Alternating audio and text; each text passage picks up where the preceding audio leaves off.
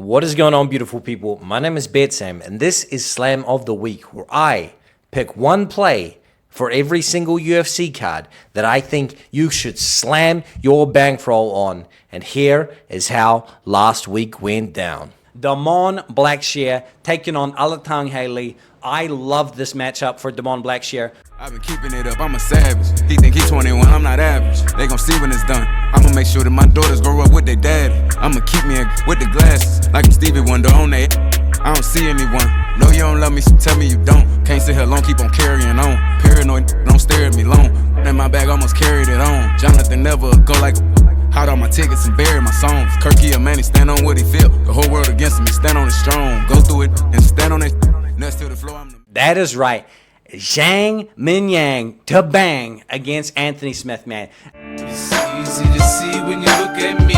If you look closely, 50 don't back down. Everywhere I go, both coast for toast. East side, west side, I hold that Mac down. Every little nigga you see around me, hold a gun big enough to fucking hold Shaq down. Next time you're in the hood and see an OG, you ask about me, the young boy. Any living thing that cannot coexist with the kid must have ceased existing. Little nigga, now listen. Yo, mammy, yo, pappy.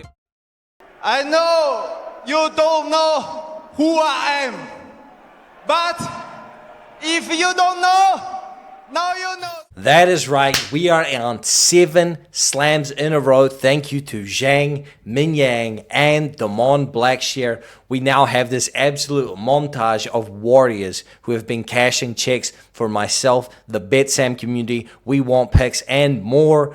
And honestly, I couldn't be more proud. 7 events in a row, 7 slams in a row. Can we go for 8? This week would make 8. This week would absolutely make 8. And, I think we can do it. What do you think, guys? Let me know how many slams in a row you think we can get to in the comment section, because, I think we can make it to 10. That would be awesome, right? Let's get it to 10. For our slam considerations this week, I'm going to run with number 1, Bo Nickel. First slam consideration, Bo Nickel. He came into the promotion absolutely hyped, gassed up, been dominating in the regional scene. Yes, against lesser competition, but he's one of those Division I wrestling champions, Clearly a very talented athlete, a disciplined individual, and he's been going out there. He's undefeated, and now he's inside of the UFC. He's defeated the likes of Jamie Pickett, Val Woodburn, Cody Brundage, and now most recently Paul Craig, who was his biggest test, and he passed it with flying colors by drawing out a decision victory by using not the wrestling and going with the hands and getting it done with the striking by unanimous decision. Bo Nickel here is the most affordable we have ever had him at $1.36 against Reinier de Ridder. And, I think he gets it done in this matchup, so heavy consideration for the slam there. The second consideration for slam of the week was going to be Jillian Robertson. Jillian Robertson is a Canadian destroyer. She's 29 years old. She's a finisher. She hunts for submissions and ground and pound. And if she can't find them, she will ride out top control with her takedowns and her grappling to a decision victory. I think she's taken on Marina Rodriguez, and in that matchup, Marina has shown time and time again she is susceptible to being controlled on the mat, even though her takedown defense is moderate. Jillian Robertson won't deviate from the game plan. She will shoot and reshoot. In some of her fights, she's shot 10, 15, 17 takedowns. So this isn't going to be a fight where if Jillian doesn't get a takedown, she's going to be dismayed. And I think she only needs to get 1 per round to steal the round. So Jillian Robertson at $1.31. Some people are talking about the price being wide. I think the line is very fair. So next is Corey Sandhagen. This one here, the reason why it is a consideration and not going to be the pick is Corey Sandhagen is a $1.22.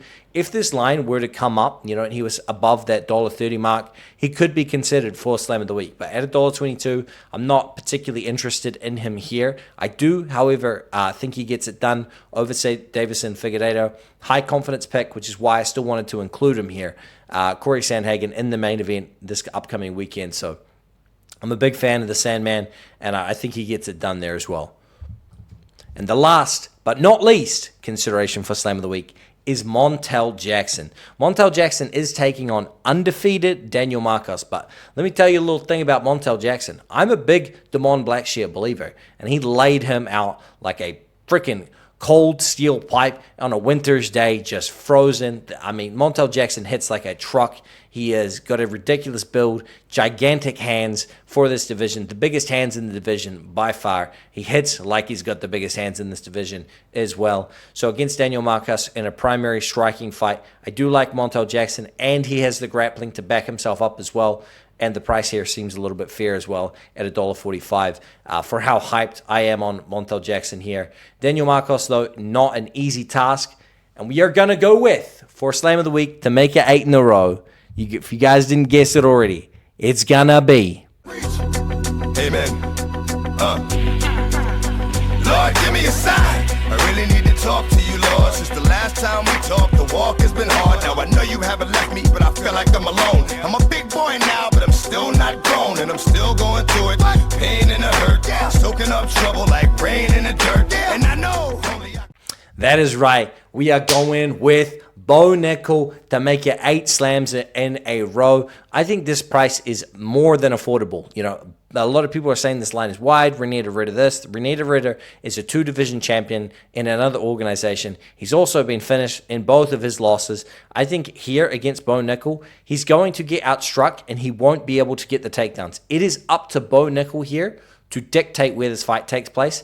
And it is up to him to choose whether or not he engages in the grappling. If he utilizes the exact same game plan we just saw him do against Paul Craig, he wins this fight. And not only do I think that Bo Nickel wins, I think he finds a knockout here because Renier de Ridder, for all of his upside in the grappling, his striking is abysmal. You know, it's awkward, it's funky, he makes it work. He only makes it work with the threat of the takedown, which I don't think is going to be evident here for Bo Nickel. Bo Nickel will stay safe. He's got decent footwork. He's a very, very good athlete. And I think in this matchup here against Renier de Ridder, he's going to excel once again. And people are going to be going, damn, I wish, I took Bo Nickel when the stocks were down and people were lower on him, because in this matchup here, I think he's going to cut through Renier de Ridder like a buzzsaw, keep the slam streak alive. And I guess I will see you all at the cash counter. Thank you for watching, guys. Let's make some money this weekend. And tune in, because I will be doing a UFC watch party for the entire event.